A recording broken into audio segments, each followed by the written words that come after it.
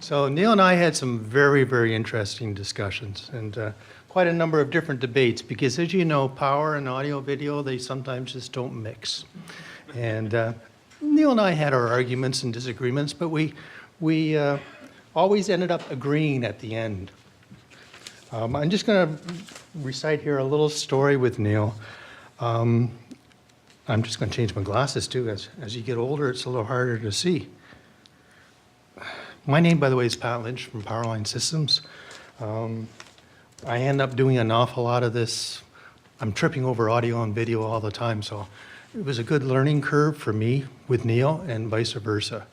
I ended up doing an awful lot of designs in different studios as well. Unfortunately, I met Neil at the latter end of his life. I met Neil approximately 5 years ago through a mutual friend. Dick Stevens is sitting in the audience there. Due to a weakness in his legs at the time, he was using a wheelchair. He went for regular therapy and was convinced this was only a temporary setback.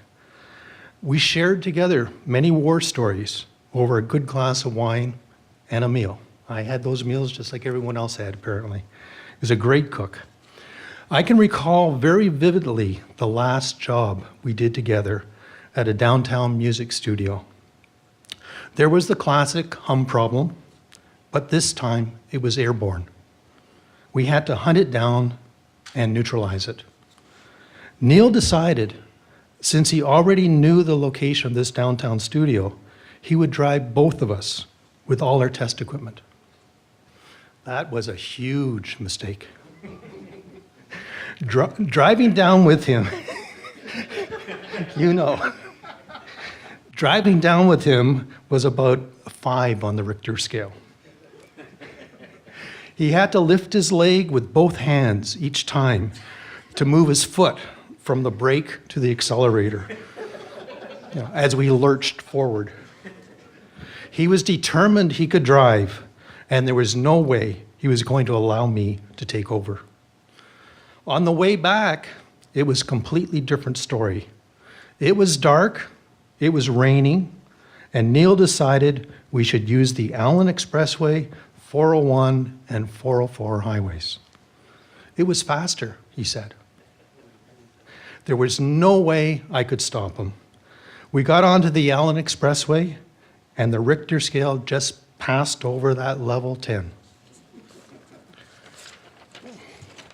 Now picture this. We're going about 20 kilometers an hour, jerking forwards and backwards on a dark and rainy 100-kilometer-hour expressways at rush hour with cars honking their horns and flashing their lights at us as they zoom by. After several very excruciating hours of this, we finally made it back. Neil had a huge, satisfying grin on his face. He said, "See, Pat, that wasn't so bad after all."